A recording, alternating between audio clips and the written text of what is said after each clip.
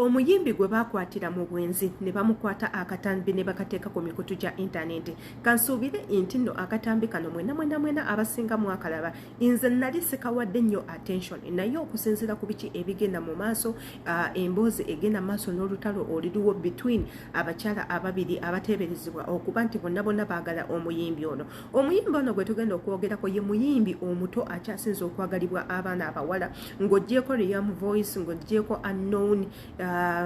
bano ba Gravity omutuju n'abalala. Waliwo omuyimbi omuto upcoming artist abaana bamwagala nnyo era ne muddu abaana bamwagala nnyo, naye ono omulenzi abawala bamwagala nnyo. Abawala bakaabira ku nnyimba ze ne basindira ku mukwano ku nnyimba ze ne babeera awo, era nsuubira nti ne woba okebedde inbox ye abawala ndowooza bali omwo bangi beeyiwa omwo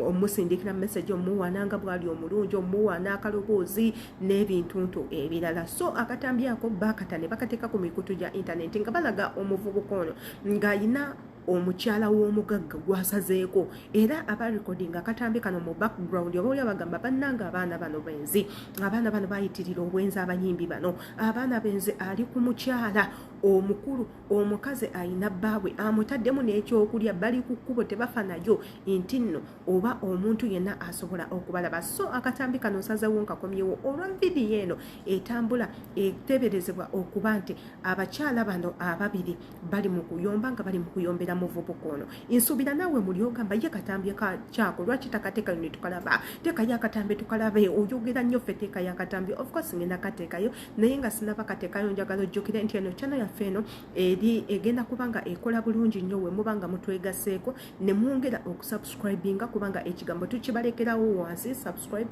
ate era omale okwate kade kabeerawo waggulu nako tukalekawo lwa nsonga nti bw'oba okakutteko buli vidiyo gye tuteeka wano egenda kubanga ekutuuseeko, ate naawe kyongera okukakasa nti ofuuse memba ku channel eno. Mwekyo oli waddembe okusalawo ku biki bye tulina okuteeka ku channel eno, either n'otuwa information gy'oyagala tubeere nga twogerako, omuli okutumira, teekako n'otuwa amawulire agafudde ebbali ng'oyagala tugayiseewo. Jangu otwegatteko ng'osubscribinga n'akadde tokeerabira obeere omu ku bachano ogenda kubeera ouna ku channel eno. Ate nange abeerawo obatuusako updates era nga we mukimanyi temuneerabira nti yenze Shira Adita. Katugendeko ko mu katambi nze kendi mu kwogerako ate era tumale tukomewo.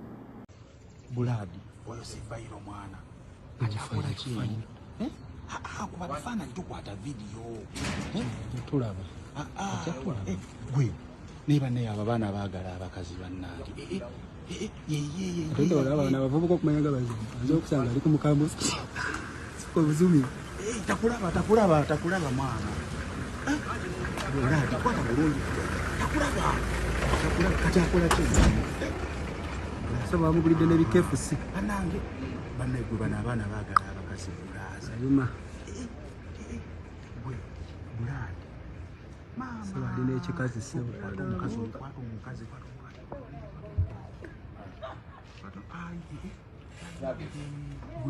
sabo banyo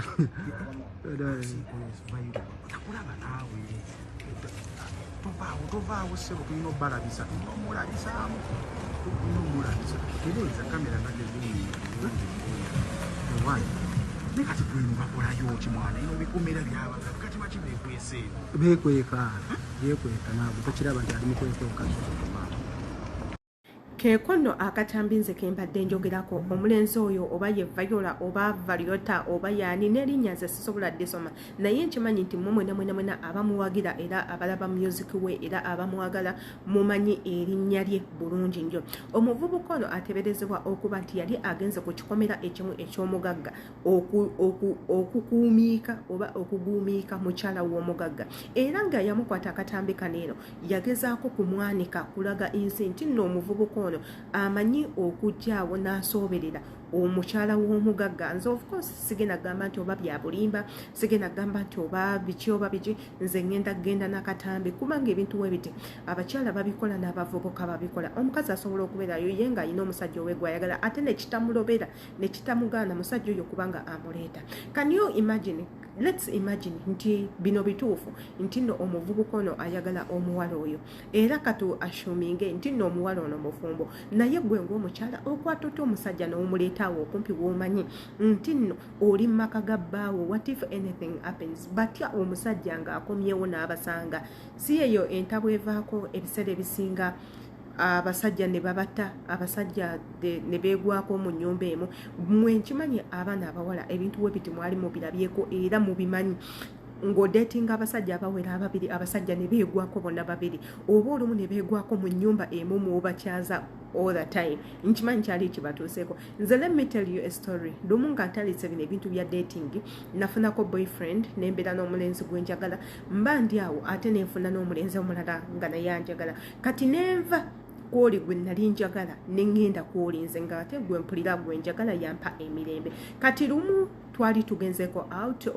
okunyumirwamu nga abalavers kyokka oli gwe nalekawo laba we beegwako noono ffenna ne twesinkana mu area y'emu ye ng'ali ku bibye n'atusanga najja n'atusanga so nalaba ekyo ekyaliwo so ndowooza mwena abawala ebintu we bityo mubimanyi ate era bitera okugwawo kyovulaba mbakubiriza nti woba olina omusajja gw'oyagala tokkiriza kuleeta musajja waka ng'ate okimanyi you're not contented oba you're not settled okuba nti agenda kubeera bbaawo waddala ng'ate okimanyi nti olinayo abalala b'obaatisa tomuleeta waka bwe beegwako olaba we bakutta abasajja bwe bamanyi okola combination ne batta abawala ebintu ebyo mubiraba abasajja ne bakimanyi nti omuwala ne bakimanya nti omuwala ono abakyanga bo ne beeyita ebbali ne beesisinkana ne bateesa ne bakola ekintu oluvaamu be babawala boolaba nga bamaze okubatta ne babakanyuga mu stencil be babawala boosiŋŋana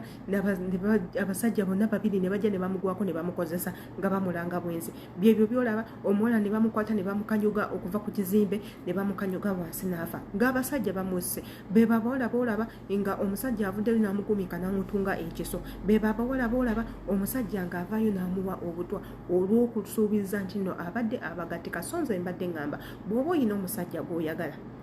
nga oyina n'omulala gw'oyagala tobasembeza kubeera nga beemanyi tobakkiriza kubanga batuuka ewaka bwe kibanga si ekyo gw'oyagalira ddala gw'oba okkiriza okujjanga ewuwo okukyalira ono gw'otayagala leka akomeeyo okujjawo bino accident ezo ez'okwemiitinga nekigwa ne babanga beemiitinga bwe bityo ne we batyo ekintu ekyo kireme okutuuka wabula ng'ate era sigenda kukoma wano eno waliwo akatambi ka muganda waffe omwana ow'obuwala ateberezebwa okuba nti bambi yafiiridde mu kiyumba akatambi ako katukaleete ate era tubeere nga tukomawo. Okay, amanya Mozasta promoter Nakayunga eddoboozi lyabankubatteyo ono omuwala bamuyita Nakayaga Brenda yafiiridde mu Saudi Arabia yajjira mu kampani ya Light Speed esangibwa e Busega nga mukama we yamutunze ebiso paka kumutta ono omuwala yakubira kampani ye emuyambe emutaase nti omuwala bw'amutulugunya kampani n'emugamba nti nno si emuzaala munna Uganda kambako kyembagamba nti kampani yo bweyokulira mu Saudi Arabia nottibwa kampani yo bagiwa ssente kati kampani ya Light Speed esangibwa e Busega bwetyo bwekola bwekussa mu kiyumba ebe esaba ekintu kimu bakutte esobole okufuna ssente naye bantu mmwe nammwe muzadde wabula kino nkibagamba nti singa ono mwatadde waka mweno wiiki kampani ya Light Speed mugenda kutegeera ni Mozasta omutuufu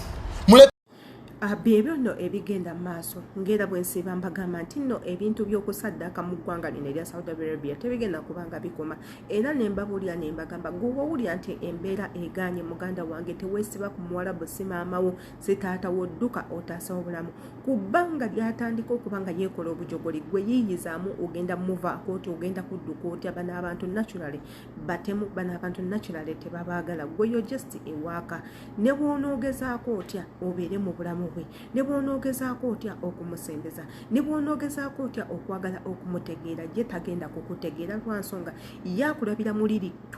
tuluba lyakubeera nti oli mukozi si mu tuluba lyakubeera nti oli muntu akulabira mu tuluba lyakubeera nti oli mukozi ate nga mu nsi zino eno omukozi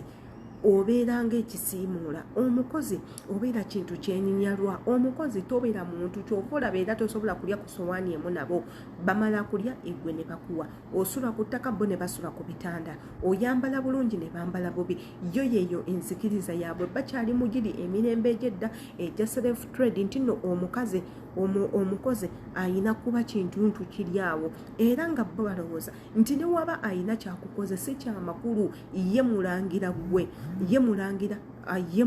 Namumbejja igwe oli masiikini nfunzi era nga balina okukkiriza nti botta enfunzi tekiyina makulu botta masiikini tekiyina makulu tekikola mawulire kubanga osse omuntu atalinaako we byebyo nno munnange bigenda mu maaso naye all in all mbasaba ekintu kimu mwekwase nnyo Katonda munyiikire okusaba Katonda mumuyite Katonda mumugamba abateekeko obukuumi gwe buli wobeera gusaba nnyo ogambe Mukama nkusaba onsaasire nga bwe najja eno nga ndi mulamu nsobole okuddayo ewaffe nga ndi mulamu abaana bange bandabeko taata wange andabeko abantu bange bonna bandabeko lemba Mukama okuleeta olugendo lwange okukoma wano lugendo lwange tolukomya wano Mukama taata ayagala okweyongerayo okutambula yenze Shira Adita akamanyi biki byolowooza nga weyambisa comment section jjukira subscribinga okwate ne ku kade atera imbagalanyi